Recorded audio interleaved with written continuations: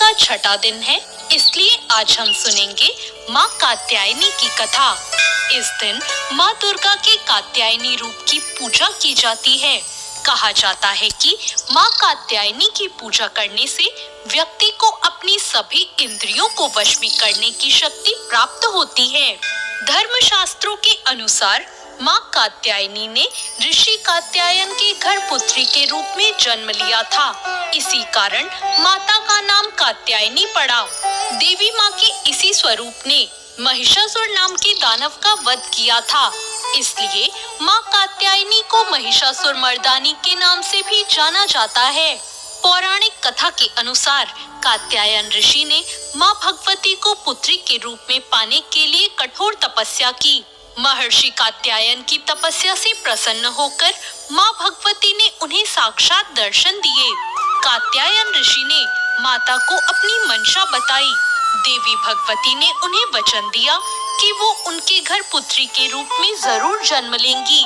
और फिर जब तीनों लोक पर महिषासुर नामक दैत्य का अत्याचार बढ़ गया और सभी देवी देवता उससे परेशान हो गए, तब त्रिदेव ब्रह्मा, विष्णु और महेश जी के तेज से माता ने महर्षि कात्यायन के घर जन्म लिया। इसीलिए माता के इस स्वरूप को कात्यायनी नाम से जाना जाता है। माता के जन्म के बाद कात्यायन ऋषि ने सप्तमी, अष्टमी और नवमी तीनों दिन तक माँ कात्यायनी की विधिवत पूजा अर्चना की। इसके बाद माँ कात्यायनी ने दशमी के दिन महिषासुर नामक दैत्य का वध करके तीनों लोकों से उसके अत्याचार को खत्म कर दिया। माता कात्यायनी का शरीर सोने की तरह सुनहरा और चमकदार है। ये सिंह की सवारी करती हैं और इनकी 4 भुजाएं हैं। माँ कात्यायनी के एक हाथ में तलवार और दूसरे में अपना प्रिय पुष्प कमल लिया हुआ है।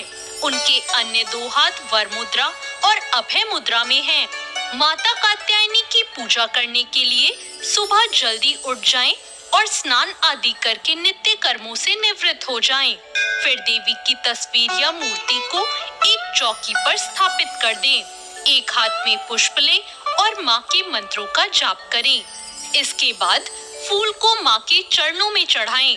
देवी को लाल वस्त्र, 3 हल्दी की गांठें, पीले फूल और फल आदि अर्पित करें। माँ कात्यायनी को शहद का भोग लगाएं। इससे माँ कात्यायनी प्रसन्न हो जाती हैं। इसके बाद दुर्गा चालीसा का पाठ करें। माँ के मंत्रों का जाप करें, उनकी स्तुति करें। माँ कात्यायनी की स्तुति करने के लिए या देवी सर्वभूतेषु माँ कात्यायनी रूपेण संस्थिता नमस्तस्यै नमस्तस्यै नमस्तस्यै नमो नमः मंत्र का जाप करें। सच्चे मन से जो कोई भी माता की पूजा अर्चना करता है, उसके जीवन में आने वाली सभी बाधाएं दूर होती हैं। माँ को सुगंधित पुष्प अर्पित करने से शीघ्र विवाह योग बनते हैं और साथ ही प्रेम संबंधी बाधाएं भी दूर हो जाती हैं। तो ये थी माँ कात्यायनी की कथा।